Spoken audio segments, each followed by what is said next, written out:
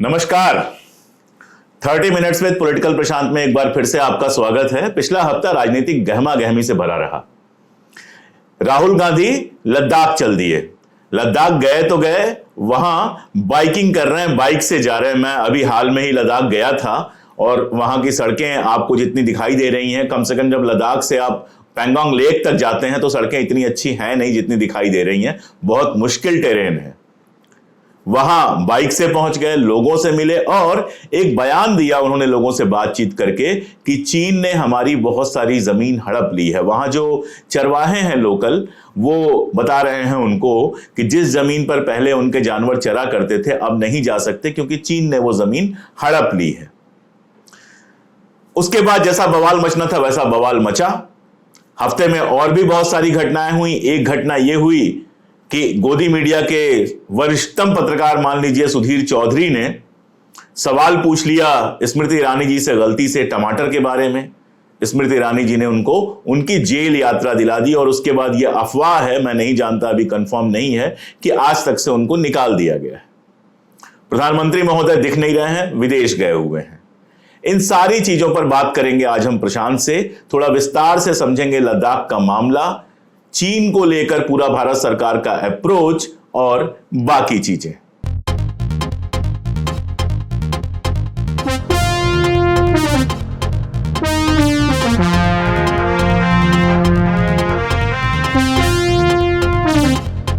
नमस्कार प्रशांत। नमस्कार सबको। कैसे हैं आप? आप तो लद्दाख ड्राइव करके जा चुके हैं। आप अपने आप को वो कौन सा, क्या कहते हैं आप अपने आप को? वो कौन सा पास है? हाँ, वो रोहतांग पास और जोजिला पास। रोहतांग पास, हाँ, रोहतांग पास को पास किए हुए ड्राइवर हैं आप लद्दाख जा चुके हैं, देखा है आपने वो पूरा टेरेन। पैंगोंग लेक बाइक से जिस तरह से गए हैं, एक बात तो बताता है प्रशांत की बंदे की फिटनेस गजब है। बिल्कुल।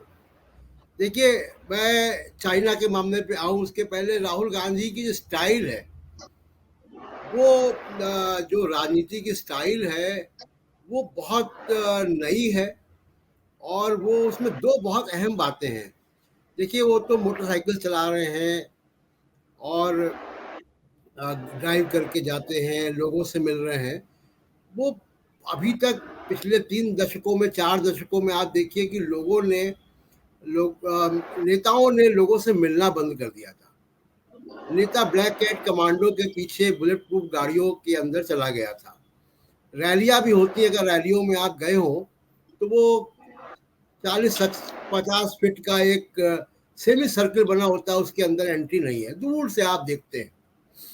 तो वो हेलीकॉप्टर से आया, बुलेट प्रूफ जैकेट में बैठा और चला गया। तो एक कनेक्ट जो है सत्ता से हट गया था।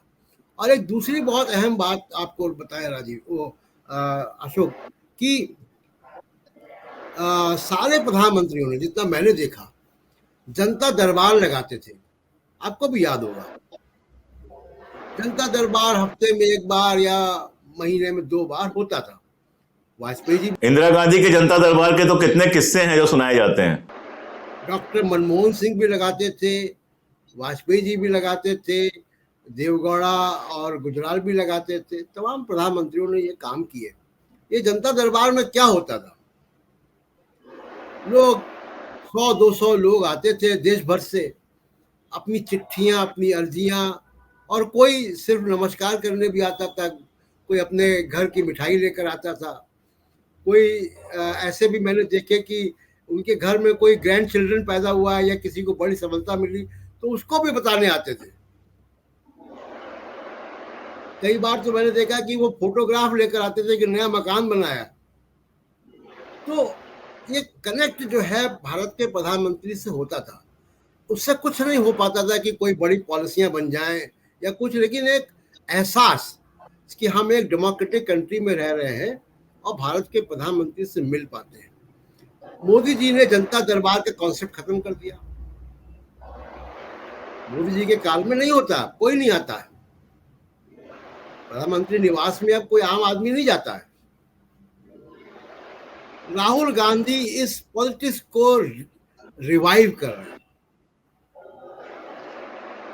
और ये बड़ी अच्छी बात है।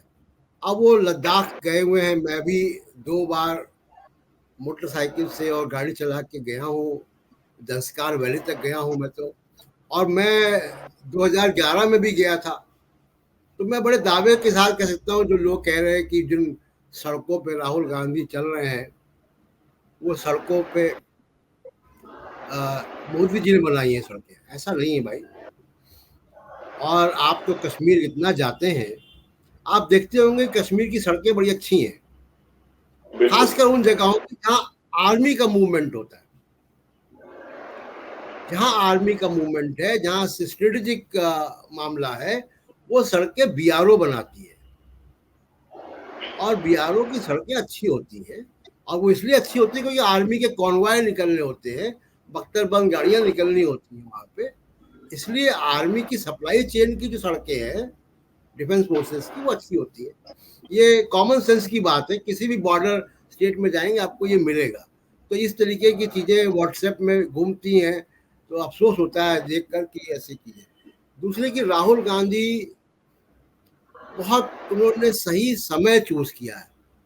आपको याद होगा कि लद्दाख के एमपी ने लोकसभा में उनसे कह रहे थे कि आप लद्दाख नहीं गए, वहीं पर राहुल गांधी ने कहा था कि मैं भारत जोड़ो यात्रा में नहीं जा पाया लेकिन जाऊंगा। यात्रा अभी खत्म नहीं हुई है, उन्होंने कहा था यात्रा अभी खत्म नहीं हुई है, मैं लेह आऊंगा। लेकिन आप देखिए कि वो कब उन्होंने समय चूज किया है लद्दाख जाने का। और ये जो मोटरसाइकिल और ये सब आपको दिख रहा है, ये तो खैर मीडिया कंजम्पशन के लिए है, लोगों को दिखाने के लिए है। असली वजह उनको लद्दाख जाकर और चाइना पर बयान देना था, इसी पीरियड में देना था। और एक थिंक टैंक कोई काम करता है राहुल गांधी का, जिसकी पॉलिटिकल एनालिसिस बहुत जरूरी है। अब मैं ये क्यों कह रहा हूं, जब राहुल गांधी लद्दाख में हैं, अभी भी हैं, तब नरेंद्र मोदी आज जा रहे हैं ब्रिक्स की समिट में साउथ अफ्रीका। चीन के राष्ट्रपति भी वहां होंगे, जी जिनपिंग, उनसे मुलाकात संभावित है 1-on-1, और चीन का मामला वहां उठने की उम्मीद है। क्या कितना मामला उठेगा, मीटिंग होगी कि नहीं होगी, इस पे चर्चा अभी मैं करूंगा। राहुल गांधी ने ये समय क्यों चूज किया? देखिए, जो खबरें लद्दाख से हैं बहुत डिस्टर्बिंग है। जैसा आपने कहा कि चरवाहों को भी मना किया गया है। 65 पेट्रोलिंग पॉइंट है लद्दाख, और लद्दाख रीजन में चाइना से हमारा लगभग 775 किलोमीटर बॉर्डर लगता है LAC में, लाइन ऑफ एक्चुअल कंट्रोल, और करीब 225 किलोमीटर LOC भी है लद्दाख में पाकिस्तान से। इसमें 65 पेट्रोलिंग पॉइंट है अशोक, 65। इन 65 में 26 पेट्रोलिंग पॉइंट हम गंवा चुके हैं। 26 पेट्रोलिंग पॉइंट में इंडियन आर्मी नहीं पेट्रोल कर पा रही, जो हमारे पास थे गालवान वैली के हादसे तक। अब patrolling point number 5, patrolling point number 17, 24, 37, 51, 52, 62 हमारे पास नहीं है। अब इस बीच जब प्रधानमंत्री मोदी जोहान्सबर्ग में चाइनीज प्रेसिडेंट से मिलने की तैयारी कर रहे हैं, एक कमांडर्स के लेवल की मीटिंग हो रही थी कि कुछ ना कुछ रिजॉल्व हो जाए, कहीं कुछ डिसएंगेजमेंट चालू हो चाइनीज आर्मी का, PLA का। वो वार्ता सक्सेसफुल नहीं हुई। पिछले 4 दिन से, जब हम आप बात कर रहे हैं, पिछले 4 दिन से मेजर जनरल लेवल की बातचीत हो रही है पहली बार जी। इसी ऑब्जेक्टिव से कि मोदी साहब की जी जिनपिंग से मुलाकात के पहले कोई ना कोई ऐसा एक सलूशन निकल पाए जिसकी घोषणा वो कर पाए जोहान्सबर्ग में। अब देखते हैं कि क्या होगा। इस टाइम टेबल के हिसाब से राहुल गांधी लद्दाख गए हैं और चाइना की बात उठाई है वहां से। जी। अभी जो पूरा ये चल रहा है, पिछले मुझे लगता है 2-3 साल से ये चल रहा है। एक बार प्रधानमंत्री ने बयान दिया कि न कोई आया है, न कोई आएगा, या न कोई घुसा है, न कोई घुसेगा टाइप की चीज। हमारे सेना से अलग तरह का बयान आया। एक रिपोर्ट हम लोगों ने पढ़ी जो वहां के एसपी ने सबमिट की थी, जिसमें उन्होंने साफ साफ बताया कि जमीन कब्जा की गई है। मैं बताऊं प्रशांत कि जब मैं गया था, और मुझे गए बहुत दिन नहीं हुए, 2 साल पहले मैं गया था, 1.5 साल पहले मैं गया था बेसिकली। और जब मैं वहां गया था तो लोकल लोग जो वहां पे हैं, जिस होटल में मैं रुका हुआ था, और बाकी जिन लोगों से बात हो रही थी, उन लोकल लोगों ने इस बात को कंफर्म किया कि हाँ, चीन जो है उस इलाके में घुसा है। जब पैंगोंग गए, वहां कुछ लोग थे जो बता रहे थे कि आप वहां तक जा नहीं सकते हैं, वो सिक्योरिटी वाला एरिया है, लेकिन वहां जाएंगे तो ऐसा होगा वैसा होगा टाइप। तो आखिर क्या शर्म है जिसमें ये मानने से ही लगातार एक तरफ इनकार किया जा रहा है कि चाइना ने कोई क्षेत्र कब्जा किया है, और दूसरी तरफ आर्मी जो है वो अलग बात कह रही है, वहां की एसपी अलग रिपोर्ट कर रही है। और ऐसे में राहुल गांधी के इस बयान का क्या महत्व है? देखिए, बहुत बहुत महत्वपूर्ण मुद्दा उठाया आपने, और इसकी चर्चा ही नहीं हो रही है। जिस सुप्रिंटेंडेंट पुलिस की आप बात कर रहे हैं, उनका नाम है पीडी नित्या। पीडी नित्या दिल्ली में डायरेक्टर जनरल पुलिस की कॉन्फ्रेंस में आई थी इसी साल जनवरी में, और उन्होंने रिसर्च पेपर दिया था।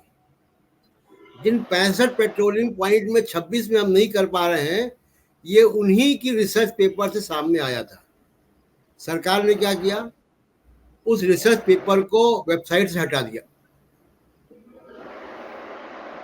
वीपी नित्या अभी भी सुप्रीम पुलिस है लेकी, तो हटा दिया। अब उसमें उन्होंने पूरा बैकग्राउंड बताया हुआ है, सोल्यूशन भी बताए हैं कि कैसे वो करें। कुछ हमारे अफसर बड़े ब्राइट हैं। अब बहुत रिसर्च, अच्छा रिसर्च पेपर है, उसको उन्होंने हटा दिया, लेकिन कुछ जगह आपको वो मिल जाएगा, कुछ पढ़ सकते हैं। तो चाइना पे खामोशी प्रधानमंत्री की कतई समझ में नहीं आई। और मुझे याद आता है, एक ट्वीट आया था अहमद पटेल साहब का। अब तो इस दुनिया में वो नहीं है, अब मैं उस ट्वीट को पढ़ देता हूँ। देखिए, चाइना में प्रधानमंत्री मोदी के जी जिनपिंग से कोई 20 से भी ऊपर मुलाकातें अलग अलग हो चुकी हैं। अब चाइना की विजिट के बारे में आप सोचिए कि पंडित नेहरू 3 बार लगभग वो रहे प्रधानमंत्री भारत के। एक बार चाइना गए, शास्त्री जी एक बार भी नहीं गए, इंदिरा गांधी 16 साल में एक बार भी नहीं गई, मोरारजी भाई नहीं गए, राजीव गांधी एक बार गए।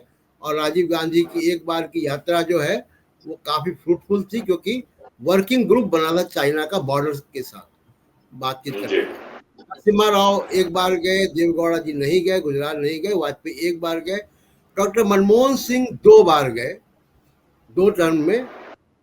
मोदी जी चाइना 9 बार जा चुके, 9 बार। बहुत हैरत की बात यह कि वो 4 बार मुख्यमंत्री रहते हुए गए। देखिए, मुख्यमंत्री विदेश दौरों पर जाते, इन्वेस्टमेंट समिट वगैरह में। चाइना वो क्या करने जा रहे थे, और उस वक्त की यूपीए सरकार ने उनको इजाजत कैसे दी, क्योंकि विदेश नीति स्टेट्स का मामला नहीं है। वो किससे मिलने जा रहे थे, ये बातें पब्लिक डोमेन में आनी चाहिए। ये राष्ट्रीय सुरक्षा से जुड़े बहुत अहम मसले हैं कि मुख्यमंत्री रहते हुए मोदी साहब 4 बार चाइना क्यों गए। एक बार प्रधानमंत्री रहते हुए भी बिना एजेंडा की बातचीत हुई है, यानी जिसकी रिकॉर्डिंग नहीं होगी। क्या बात हुई है उन्हीं को मालूम है, या जी जिनपिंग को मालूम है। हमको सिर्फ ये मालूम है कि मोदी साहब ने डोकलाम के बाद चीन का नाम लेना ही बंद कर दिया। तो ये पब्लिक डोमेन में डिस्कस होना चाहिए।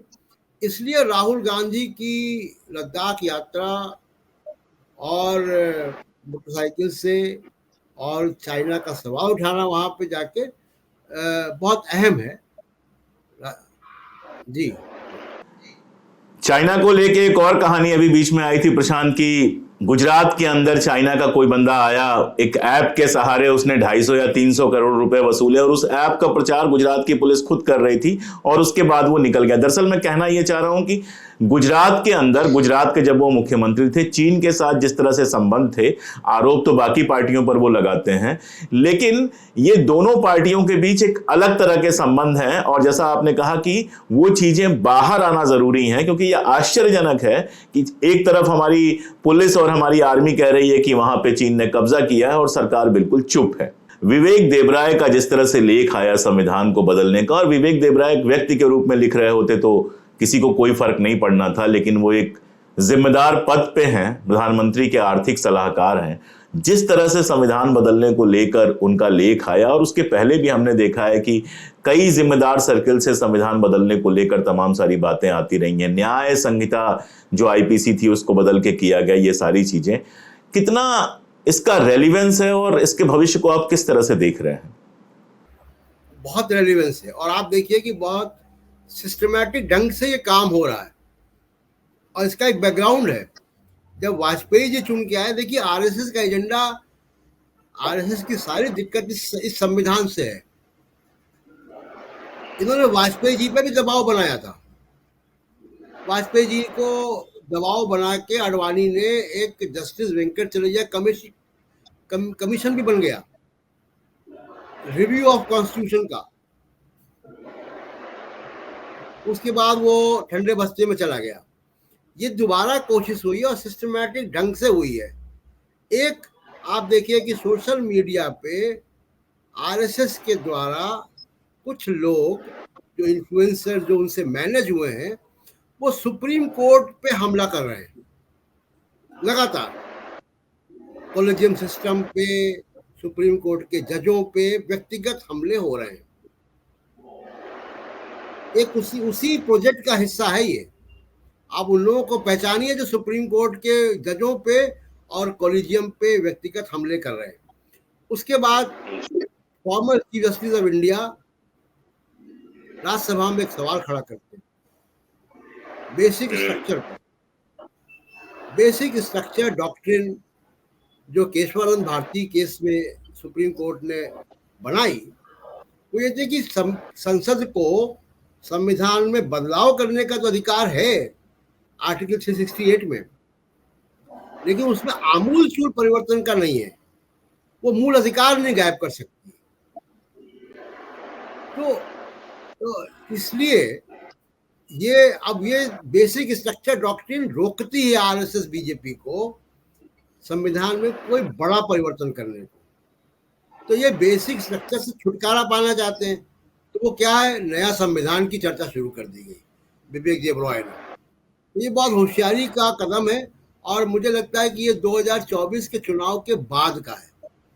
अभी कुछ नहीं करेंगे ये, उसके बाद का। और एक और बहुत महीन लाइन प्रधानमंत्री ने भी उसमें ऐड की है 15 अगस्त में। देशवासियों की जगह उन्होंने परिवार कहा है।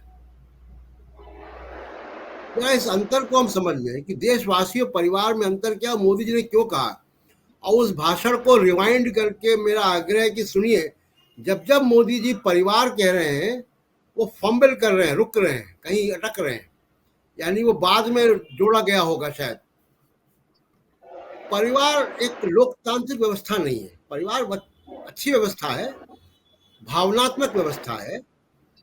वहाँ माँ बाप है, भाई बहन है, पिता पुत्री है, तमाम एक रिश्ते नाते हैं वहाँ पे। एक भावनात्मक यूनिट है।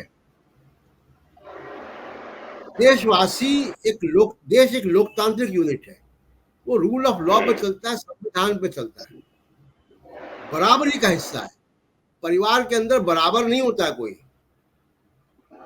परिवार में परिवार का जो बुजुर्ग होता है उसने जो कहा वो कानून है।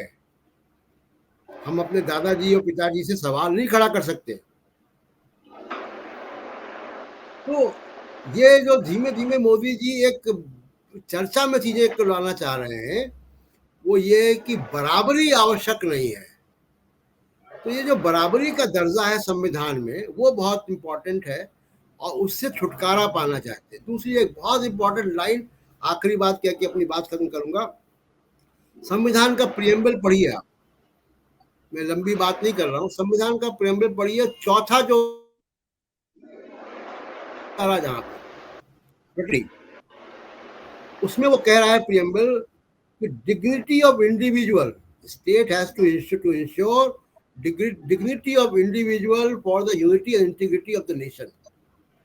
व्यक्ति की गरिमा का सवाल, व्यक्ति की गरिमा, देश की एकता अखंडता के पहले है व्यक्ति की गरिमा। तो व्यक्ति की गरिमा को, एक इंडिविजुअल को एक यूनिट माना है भारत के संविधान ने। उस इंडिविजुअल और तमाम इंडिविजुअल्स को मिलकर भारत की संरचना है और उसको, उसकी गरिमा को सुनिश्चित करना है राज्य को। ये भारत का फिलॉसफी है संविधान की। मोदी जी को बराबरी और व्यक्ति की गरिमा दोनों से दिक्कत होगी, तभी वो चीजें ऐसी हवा में आ रही है। अब देश की राजनीति पर लौटते हैं प्रशांत। पिछली बार इंडिया गठबंधन पे हम लोगों ने बहुत सारी बात की थी। कांग्रेस के अंदर अभी सीडब्ल्यूसी घोषित कर दी गई, अभी मेरे ख्याल से कल या परसों सीडब्ल्यूसी घोषित कर दी गई। आपको एक कॉम्बिनेशन कुछ दिखाई दे रहा है क्या मल्लिकार्जुन खड़गे साहब और राहुल गांधी का? एक तरफ राहुल गांधी कभी रामेश्वर को घर बुलाकर मिलते हैं, कभी आजादपुर सब्जी मंडी पहुंच जाते हैं, कभी कहीं पहुंच जाते हैं, लद्दाख पहुंच जाते हैं। मतलब एक तरह की राजनीति कर रहे हैं जो भारतीय राजनीति में तो कम से कम लंबे समय से नहीं देखी गई। दूसरी तरफ मल्लिकार्जुन खड़गे हैं जो खांटी राजनीति होती है, वो जिसको राजनीति हम कहते समझते रहे हैं हमेशा, वो कर रहे हैं। छत्तीसगढ़ को फिक्स किया, वहां जो विवाद चल रहा था, राजस्थान में विवाद फिक्स किया, उसके बाद तो कम से कम मुझे सचिन पायलट या अशोक गहलोत जी का कोई ऐसा बयान नहीं दिखाई दिया। मध्य प्रदेश आज वो जा रहे हैं, जब हम लोग बातचीत कर रहे हैं तो वो सागर जाने की तैयारी कर रहे हैं। तो जिस तरह का कांग्रेस में पूरा माहौल बदला है, आप मल्लिकार्जुन खड़गे की भूमिका को उसमें कैसे देखते हैं? और इस जोड़ी को लेकर आप कैसे देखते हैं कि एकदम युवा, एक वयोवृद्ध, एक खांटी राजनेता, एक अलग तरह की राजनीति करने वाले? हाल फिलहाल में अगर कांग्रेस के लिए कुछ बहुत अच्छा हुआ है तो दो चीजें हुई हैं, भारत जोड़ो यात्रा और मल्लिकार्जुन खड़गे की खोज। खड़गे साहब आप देखिए कि वो 80 प्लस उम्र है उनकी, एक्टिव है, हिंदी, मराठी, कन्नड़, अंग्रेजी धारा प्रवाह बोलते हैं, 50 के ऊपर साल का उनका संसदीय अनुभव है और उनका और बहुत हम और प्रशांत मैं जोड़ दूं कि बेहद हम्बल बैकग्राउंड से आए हैं। जी जी, बहुत हम्बल, दलित परिवार से हैं और प्रताड़ित दलित परिवार से हैं, ऐसा नहीं कि वो प्रताड़ित दलित परिवार से हैं। उसके बावजूद आप देखिए कि वो, उनके अंदर एक बहुत बढ़िया बात है कि उनका सेंस ऑफ ह्यूमर और विट बहुत बढ़िया है, सीधा जवाब देते हैं। तो भाषण की उनकी अपनी एक शैली है। तो इसलिए कांग्रेस के लिए बहुत अच्छा है कि वो खड़गे साहब को जितना ज़्यादा एक्सपोज करेंगे उतना अच्छा होगा कांग्रेस के लिए। और जो वर्किंग कमेटी बनाई, देखिए जो कॉम्बिनेशन है खड़गे साहब और राहुल गांधी में, जो बात मैं समानता देख रहा हूँ वो समानता है वैचारिक, जो कि कांग्रेस में बहुत मुश्किल से हो रहा था कि राहुल गांधी को वैचारिक समानता के लोग नहीं मिल रहे थे। तो और इस वर्किंग कमेटी में भी खड़गे साहब ने जिस भी मजबूरी के तहत तमाम सारे लोगों को अकोमोडेट कर दिया है। अगर वर्किंग कमेटी के सारे हिस्से, यानी मुख्य working committee, permanent invitee, special invitee, सबको बुला लिया जाए एक ही कमरे में एक ही दिन, तो 84 लोग होंगे ये। तो इतनी बड़ी वर्किंग कमेटी की ज़रूरत, शायद इसमें अलग अलग चीज़ें जो हैं वो बाद में टास्क फोर्स बनाए छोटे छोटे, लेकिन कुछ नए चेहरे दिखाई दिए। अलका लांबा उसमें दिखाई दी, सचिन पायलट दिखाई दिए हैं, सुप्रिया सुलेथ हैं उसमें अपने कांग्रेस के कम्युनिकेशन डिपार्टमेंट के पवन खेड़ा साहब हैं। तो ये लोग दिखाई दिए नए, पहली बार एंट्री है इन लोगों की। मीनाक्षी नटराजन है, बहुत अच्छी नेता हैं, बहुत और रिलेटिवली युवा नेता हैं। ये नए जमाने के लोग आए हैं, तो जाहिर सी बात है कि कुछ ना कुछ अच्छा होगा। कन्हैया कुमार उसमें दिखाई दे रहा है मुझे। तो ये कॉम्बिनेशन अच्छा है। अब जो कांग्रेस को देखिए करना, मैं सलाह देने से तो बचता हूँ, लेकिन जो मेरी समझ में आ रहा है वो ये है कि आ, अभी आपने देखा होगा कि सब्यसाची दास का एक पेपर आया अशोका यूनिवर्सिटी, बहुत चर्चा हो रही है उसकी। 2019 के इलेक्टोरल फ्रॉड के बारे में उसमें उन्होंने बात की है। 3-4 चीजें उसमें हैं, लेकिन उसमें एक बहुत महत्वपूर्ण पक्ष है उसका, काउंटिंग का और उन सब का तो है ही, वो है कि वोटर लिस्ट से डिलीशन, और वो बड़े पैमाने पर, और बड़े पैमाने पर उन वर्गों का है जो बीजेपी को वोट नहीं देते हैं, यानी अल्पसंख्यक या दलित समाज के लोग। ये एक बड़ा चैलेंज कांग्रेस की टीम के सामने है कि वो कैसे इसको मोबिलाइज करे, ग्राउंड लेवल कैसे अपने वर्कर्स को एक्टिवेट करे कि वो लोकल लोगों के साथ मिलकर, चुनाव आयोग के अधिकारियों के साथ मिलकर इसको ठीक करें, क्योंकि ये लोकतंत्र के लिए जो फ्रॉड हो रहा है और इसकी बड़े पैमाने पर जो है चर्चा होनी चाहिए, बहस होनी चाहिए इस पे कि ये भी बात होनी चाहिए कि सब्यसाची मुखर्जी की बर्खास्तगी जो है वो हटे और अशोका यूनिवर्सिटी को एक इंडिपेंडेंट यूनिवर्सिटी की तरह काम करने का मौका मिले। लेकिन उस रिसर्च पेपर से पॉलिटिकल पार्टीज को जो लेना है सबक, वो ये है कि आप फ्रॉड नहीं होने दें। तो ये जो इलेक्टोरल रोल्स की बात है वो बहुत इंपॉर्टेंट है। मुझे लगता है कि नई वर्किंग कमेटी और खड़गे साहब की टीम को इसकी एक बड़ी योजना, एक बड़ा प्रोजेक्ट बनाना चाहिए, और इंडिया गठबंधन के दूसरे लोगों को भी, समाजवादी पार्टी है, उनका उत्तर प्रदेश में काफी अच्छा पेनिट्रेशन है, तृणमूल कांग्रेस है, बंगाल में है, वो तमिलनाडु में डीएमके है, जो भी है, महाराष्ट्र में शिवसेना है, ये सब सक्षम पार्टियां हैं, इनके गली गली मोहल्ले मोहल्ले इनके नेटवर्क हैं। तो उस नेटवर्क को इस्तेमाल करके इलेक्टोरल रोल्स में लगाना चाहिए कि वो ठीक हो। जी, एक आपने इंडिपेंडेंट यूनिवर्सिटी की बात की तो मुझे इंडिपेंडेंट मीडिया की याद आ गई, और जब इंडिपेंडेंट मीडिया की याद आई तो हाल में वो जो 2 मिनट का क्लिप चला जो हम सबने देखा, वो याद आया कि सुधीर चौधरी ने टमाटर पर सवाल पूछ लिया, उसके बाद मंत्री जिस तरह से रिएक्ट की, बहुत बात हो चुकी है। एक संपादक, और अब तो ये आ रहा है कि शायद उनको नौकरी से निकाल दिया गया है या उन्होंने इस्तीफा दे दिया है। एक संपादक के तौर पे मैं आपसे बस ये जानना चाहता हूं, संपादक से भी ज्यादा एक पत्रकार के तौर पे, कि कहीं कुछ बदलता हुआ आप देख रहे हैं? क्योंकि आज तक पे बाकी जगहों पे कई ऐसी छोटी छोटी रिपोर्ट्स गलती से या सही से आनी शुरू हो गई हैं। जी जी, उसका एक बड़ा कारण जो मुझे दिख रहा है वो ऑल्टरनेटिव मीडिया का एक्सेप्टेंस जनता में। और मैं बहुत पहले से ये बात कह रहा हूँ कि जो आप लोगों के वीडियोस हैं, जो और लोग बना रहे हैं वीडियोस, चाहे उसमें रवीश कुमार हो, चाहे डीबी लाइव हो, चाहे सत्य हिंदी के लोग हों, साक्षी हो, अजीत अंजुम जी हैं, तमाम लोग हैं जो अपने अपने ढंग से एक पत्रकारिता कर रहे हैं, वायर में है, न्यूज़ क्लिक है। तो ये सारे जो लोगों ने एक काम किया है, अभिसार शर्मा, बहुत सारे नाम ले सकता हूँ, इन लोगों ने जो काम किया है वो बहुत दूर तक गया है। आप देखते होंगे कि अशोक, जब आप कहीं शहर से बाहर जाते, दिल्ली के बाहर या घर से बाहर भी निकले तो लोग पहचानेंगे ना आपको। तो अब एक्सेप्टेंस हो गया है इसका, तो इस एक बड़ा दबाव उनके ऊपर पड़ा है। दूसरा कि पिछले 1-1.5-2 साल में लगभग 10 मिलियन दर्शक वहां से निकले, उनके रेवेन्यूज पे असर पड़ रहा है। एक वजह ये है बड़ी, और अभी ये नहीं मानता कि इनके मालिकान जो हैं वो बड़े सेकुलर हो गए या डेमोक्रेटिक हो गए, या ये संपादक डेमोक्रेटिक हो गए, ये नहीं।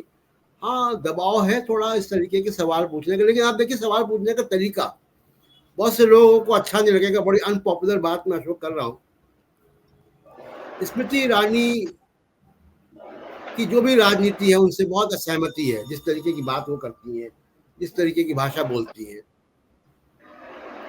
लेकिन टमाटर के मामले पर उनके घर में क्या चर्चा हुई आप क्यों पूछेंगे?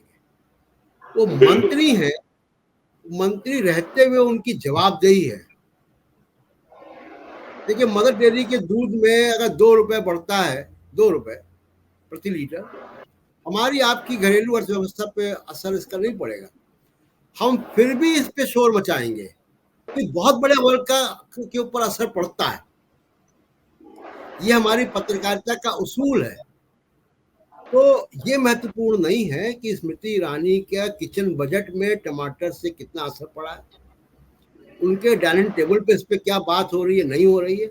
महत्वपूर्ण यह कि वो एक मंत्री है, एक पब्लिक फिगर है, सरकार में है, मेंबर ऑफ पार्लियामेंट है। उनकी कंस्टिट्यूंसी के लोग या भारत के कहीं के भी लोग अगर टमाटर नहीं खरीद पा रहे हैं और उसमें सरकार ने कोई हस्तक्षेप नहीं किया उनकी कीमतों को कम करने के लिए, तब उनकी जवाबदेही है। सवाल वैसे पूछे जाने चाहिए। जवाब आया स्मृति ईरानी का तो ठीक है, वो जवाब में उन्होंने कह दिया कि आपको भी मैं अगर तिहाड़ जेल की याद दिला दूं। अब उसका वो दूसरा काउंटर सवाल नहीं कर पाए। अगर पत्रकार इतनी हिम्मत थी तो आप सवाल पूछते ना। स्मृति ईरानी के ऊपर भी तो बहुत विवाद है ना, उनके रेस्टोरेंट के ऊपर विवाद है, उनकी डिग्री में विवाद है, तमाम चीज विवाद है। आप पूछते हैं उनसे लौट कर, तो वो भी नहीं पूछ पाए। वो आपने ब्रिक्स समिट की बात की कि प्रधानमंत्री महोदय ब्रिक्स के समिट में जा रहे हैं, वहां क्या एजेंडा है इस बार और क्या क्या बात होनी है?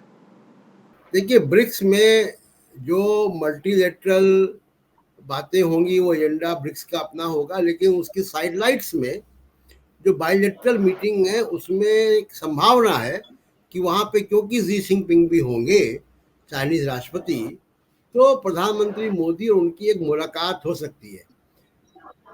मुलाकात होगी कि नहीं होगी ये अभी तय नहीं है। यानी आज 22 तारीख से लेकर 24 तारीख तक 2 दिन की वो समिट है जिसमें प्रधानमंत्री मोदी चले गए होंगे अब तक, तो वहां रहेंगे। अब अगर मोदी साहब की बातचीत होगी कि नहीं होगी या कैसी बातचीत होगी, डिपेंड करता है उसी मेजर जनरल लेवल बातचीत पे जिसकी चर्चा मैं कर रहा था कि वो अगर कामयाब होगी, क्योंकि कमांडर्स लेवल की बातचीत कामयाब नहीं हुई है।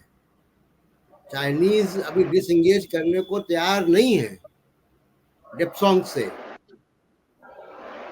तो आज हम लोगों ने कई सारे मुद्दों पे बात की। चीन से बात शुरू हुई, संविधान की बात हुई, इंडिपेंडेंट प्रेस और इंडिपेंडेंट यूनिवर्सिटीज की बात हुई। कुल मिलाजुलाकर मामला सिर्फ इतना सा है कि एक व्यक्ति अपनी इमेज बनाए रखने के लिए विदेशी और देश के अंदर दोनों जगहों पर अपनी असफलता छुपाने की अगर कोशिश करे तो यह कुछ भी हो सकता है, लेकिन लोकतांत्रिक तरीका नहीं हो सकता है।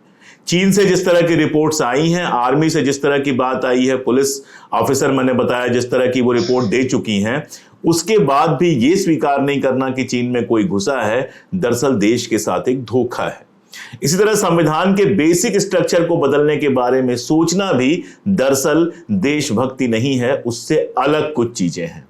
इसीलिए जरूरी है कि इस तरह के मुद्दों पर लगातार बात हो, इस तरह के मुद्दों पर जनता समझे कि संविधान अगर बदलता है तो उसके अधिकारों में किस दर्जे तक कटौती होगी। इस प्लेटफॉर्म से हमारी कोशिश यही है कि अल्टरनेटिव मीडिया जिसको कहते हैं, यानी जिस तरह की न्यूज, जिस तरह की विचारधारा की न्यूज लगातार आपके सामने परोसी जा रही है, उसके अल्टरनेटिव, उसके विकल्प के तौर पर हम अपनी बात कह सकें, अनपॉपुलर होने का खतरा उठा के भी। आपसे वही अपील जो हर बार होती है कि अगर बात हमारी पसंद आती है, अगर आपको लगता है कि ये बातें लगातार होनी चाहिए, तो जैसे भी कर सकते हैं वैसे हमारा सपोर्ट कीजिए। सारे ऑप्शन आपके सामने हैं, वीडियो लाइक करना, सब्सक्राइब करना, ज्वाइन करना, सुपर थैंक्स, जो भी आपकी इच्छा हो वो कर सकते हैं। आप हमारे साथ आएंगे, हमारी ताकत बनी रहेगी तो हम लगातार सच कह सकेंगे। शुक्रिया प्रशांत, फिर मिलते हैं अगले हफ्ते।